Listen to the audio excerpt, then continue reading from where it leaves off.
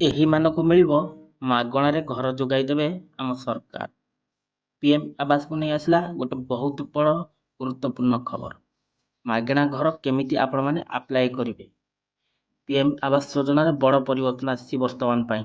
ତ ଦର୍ଶକ ବନ୍ଧୁ, ଏହି ପିଏମ୍ ଆବାସ ଯୋଜନାରେ ଯାହାକି ମାଗଣାରେ ଘର ଲୋକମାନଙ୍କୁ ଯୋଗାଇ ଦେଉଛନ୍ତି ଆମ ଭାରତ ସରକାର। ତ ଆପଣମାନେ ବି ଚାହିଁଲେ କରିପାରିବେ ମାଗଣାରେ ଘର ଆପ୍ଲାଏ। ତ ଏହିମାନଙ୍କୁ ମିଳିବ ମାଗଣାରେ ଘର। ଏହାର ସମ୍ପୂର୍ଣ୍ଣ ଡିଟେଲ୍ସ କ'ଣ ରହିଛି ଆଜି ମୁଁ ଭିଡ଼ିଓରେ ଆପଣମାନଙ୍କୁ ଡିଟେଲ୍ସ ଦେଇଦେବି। ତା ପୂର୍ବରୁ ଆପଣମାନଙ୍କୁ ମୋର ଗୋଟେ ଛୋଟିଆ ରିକ୍ୱେଷ୍ଟ କି ଦୟାକରି ଭିଡ଼ିଓଟାକୁ ଶେଷ ପର୍ଯ୍ୟନ୍ତ ଦେଖନ୍ତୁ। ନହେଲେ ଆପଣମାନେ ଜାଣିପାରିବେ ଯେ ଏହି ପିଏମ୍ ଆବାସ ଯୋଜନା କେଉଁ ବର୍ଗର ଲୋକମାନେ ପାଇବେ, ଏହାର କ୍ରାଇଟେରିଆ କ'ଣ ରହିଛି, ୟା ପାଇଁ ଡକ୍ୟୁମେଣ୍ଟ କ'ଣ ଦରକାର, ଏଇଟା କେବେ ଆପ୍ଲାଏ ହେବ, ସମ୍ପୂର୍ଣ୍ଣ ଡିଟେଲ୍ସ ଇନଫର୍ମେସନ୍ ମୁଁ ଆଜି ଆପଣମାନଙ୍କୁ ଏହି ଭିଡ଼ିଓରେ ଦେଇଦେବି। ତା ପୂର୍ବରୁ ଭିଡ଼ିଓକୁ ଗୋଟେ ଲାଇକ୍ କରିଦିଅନ୍ତୁ। ଆଉ ସଙ୍ଗେ ସଙ୍ଗେ ମନୋରଞ୍ଜନ ମନି ରେଡ଼ି ଚ୍ୟାନେଲକୁ ଏବେ ହିଁ ସବସ୍କ୍ରାଇବ୍ କରି ପାଖରେ ଆସୁଥିବା ଘଣ୍ଟି ବଟନକୁ ଅଲ୍ରେ ଦବାଇ ଦିଅନ୍ତୁ। ତ ଆଉ ଡେରିକିନା ଆରମ୍ଭ କରିବା। Show let's start. Hello friends, ନମସ୍କାର, ଜୟ ଜଗନ୍ନାଥ। ମୁଁ ମନୁଆ ଆପଣମାନଙ୍କୁ ସ୍ୱାଗତ କରୁଛି ଆଜିର ଆଉ ଏକ ନୂଆ ଦମଦାର ଭିଡ଼ିଓରେ। ତ ଦର୍ଶକ ବନ୍ଧୁ, ଏବେ ଆସିଲା ପିଏମ୍ ଆବାସ ଯୋଜନାକୁ ନେଇ ଗୋଟେ ବଡ଼ ଖୁସି ଖବରର ଅପଡେଟ୍।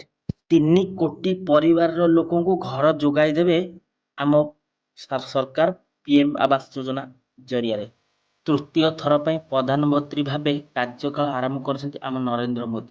ଆଉ କାର୍ଯ୍ୟଭାର ଆରମ୍ଭ କରୁ ବଡ଼ ଘୋଷଣା କରିଦେଇଛନ୍ତି ଲୋକମାନଙ୍କ ପାଇଁ ଆମ ପ୍ରଧାନମନ୍ତ୍ରୀ ନରେନ୍ଦ୍ର ମୋଦି।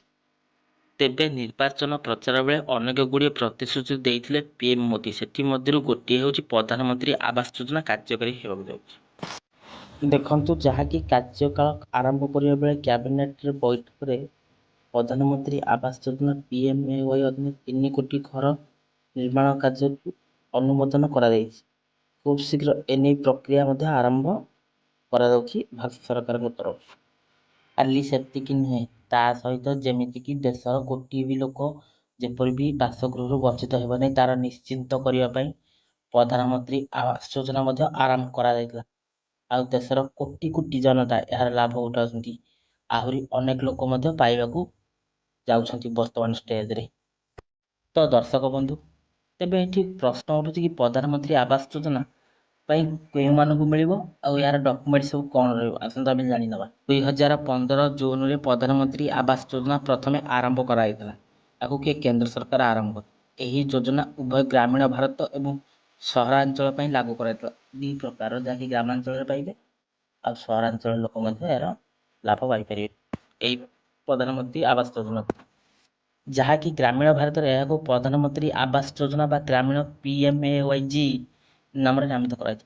ଏବଂ ସହରାଞ୍ଚଳ ଏହାକୁ ପ୍ରଧାନମନ୍ତ୍ରୀ ଆବାସ ଯୋଜନା ସହରାଞ୍ଚଳ, ଯାହାକି PMAYU କୁହାଯାଉଛି। ଗ୍ରାମାଞ୍ଚଳକୁ G, ସହରାଞ୍ଚଳକୁ U।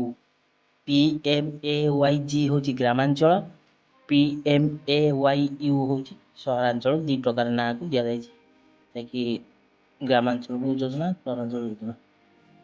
ତ ଦର୍ଶକ ବନ୍ଧୁ, ଯାହାକି ପିଏମ୍ ଆବାସକୁ ନେଇ ଆସିଥିବା ବଡ଼ ଖବର, ଯାହାକି ପ୍ରଧାନମନ୍ତ୍ରୀ ଆବାସ ଯୋଜନା ସରକାରଙ୍କର ଗୋଟେ ହୋମ୍ ଲୋନ୍ ଟାଇପ୍ର ସରକାର ଲୋକମାନଙ୍କୁ ଦେଇଥାନ୍ତି। ଆଉ ଏଥିରେ ସବସିଡ଼ି ପ୍ରଦାନ ମଧ୍ୟ କରିଥାନ୍ତି, ଯାହାକି ଆପଣ ସବସିଡ଼ି ଯୁକ୍ତ ଏହି ପ୍ରଧାନମନ୍ତ୍ରୀ ଆବାସ ଯୋଜନା। ଏହି ଯୋଜନା ଆଧାରରେ ବ୍ୟାଙ୍କ ଗୁଡ଼ିକ ଶସ୍ତାରେ ଋଣ ଦେବାକୁ ପ୍ରୋତ୍ସାହିତ କରିଥାଏ, ସରକାରଙ୍କ ସହିତ ଡିଲ୍ କରିଥାଏ। ଗତ 10 ବର୍ଷ ମଧ୍ୟରେ ପ୍ରଧାନମନ୍ତ୍ରୀ ଆବାସ ଯୋଜନା ଅଧୀନରେ ସାରା ଦେଶରେ ପ୍ରାୟ 4 କୋଟି 1 ଲକ୍ଷରୁ ଉର୍ଦ୍ଧ୍ୱ ଘର ବଣ୍ଟନ ହୋଇସାରିଛି। ଯାହାକି 10 ବର୍ଷ ମଧ୍ୟରେ 4 କୋଟି 1 ଲକ୍ଷରୁ ଉର୍ଦ୍ଧ୍ୱ। ଯେଉଁପରି ବାର୍ଷିକ ଆୟ ଲୋକଙ୍କର 3 ଲକ୍ଷରୁ କମ୍, ସେଇମାନେ ଏହି ଯୋଜନାର ଲାଭ ପାଇପାରିବେ। ତ ଯେଉଁମାନଙ୍କର ଗରିବ ଶ୍ରେଣୀର ଲୋକ କି ବର୍ଷକୁ ଇନକମ୍ 3 ଲକ୍ଷରୁ କମ୍, ସେଇମାନଙ୍କୁ ଏହି ଯୋଜନା ପ୍ରଧାନମନ୍ତ୍ରୀ ଆବାସ ଯୋଜନାରେ ଘର ପାଇଁ ଦିଆଯାଉଛି। ତ ଦର୍ଶକ ବନ୍ଧୁ, ଏହି ଯୋଜନା ପାଇବା ପାଇଁ ଯାହାକି ଆବେଦନକାରୀଙ୍କର ବୟସ 18 ବର୍ଷରୁ ଉର୍ଦ୍ଧ୍ୱ ହେବା ଏକାନ୍ତ ଆବଶ୍ୟକ। ଯାହାକି 18 ବର୍ଷରୁ କମ୍ ହେଲେ ତାଙ୍କୁ ଏହି ପ୍ରଧାନମନ୍ତ୍ରୀ ଆବାସ ଯୋଜନା ମିଳିପାରିବ ନାହିଁ। ଖାଲି ସେତିକି ନୁହେଁ, ତା ସହିତ ଆଉ ଯିଏ ଆବେଦନ କରିବ ସେ ଆବେଦନକାରୀ ଜଣକ ଜଣେ ଭାରତୀୟ ନାଗରିକ ହୋଇଥିବା ବା ଇଣ୍ଡିଆନ୍ ରେସିଡେନ୍ସ, ଭାରତୀୟ ନାଗରିକ ହୋଇଥିବା ଏକାନ୍ତ ଆବଶ୍ୟକ, ଯାହାକି ଭାରତରେ ରହୁଥିବା ନିହାତି ଜରୁରୀ। ତ ଦର୍ଶକ ବନ୍ଧୁ, ଏହି ପିଏମ୍ ଆବାସ ଯୋଜନା ସେହି ମହିଳାମାନଙ୍କୁ ମିଳିବ କି ଯେଉଁ ମହିଳାମାନେ ପୂର୍ବରୁ କୌଣସି ସରକାରୀ ଯୋଜନାରେ ଘର ନେଇନଥିବେ ବା ମୂଳରୁ ଆଦୌ ତାଙ୍କର ପକ୍କା ଘର ନଥିବ, ତାହେଲେ ସେମାନେ ଏହି ପିଏମ୍ ଆବାସ ଯୋଜନା ପାଇଁ ଉପକୃତ ହୋଇପାରିବେ ବା ଇଲିଜିବୁଲ୍ ହୋଇପାରିବେ। ନଚେତ୍ ଯଦି ପାଇଥିବେ ଆଗରୁ ତାହେଲେ ହେବ ନାହିଁ। ତ ଦର୍ଶକ ବନ୍ଧୁ ଏବେ ଦେଖିବା ମାଗଣା ଘର ପିଏମ୍ ଆବାସ ଯୋଜନାକୁ କେମିତି ଆମେ ଆପ୍ଲାଏ କରିବା। ଏହାର ପ୍ରୋସେସ୍ ବର୍ତ୍ତମାନ ମୁଁ ଆଜି ଆପଣମାନଙ୍କୁ କହିବି ଏହି ଭିଡ଼ିଓରେ। ଏହି ପିଏମ୍ ଆବାସ ଯୋଜନା ଆବେଦନକାରୀ ବା ଆବେଦନ କରିବା ପାଇଁ କେନ୍ଦ୍ର ସରକାରଙ୍କ ଅଫିସିଆଲ ୱେବସାଇଟ୍ ଯାହାକି pmaymys.gov.in କୁ ଯିବାକୁ ପଡ଼ିବ। ଅଫଲାଇନ୍ ଆବେଦନ କରିବାକୁ ଚାହୁଁଥିଲେ ଆପଣ ନିକଟତମ ଜନସେବା କେନ୍ଦ୍ରକୁ ଯିବାକୁ ପଡ଼ିବ।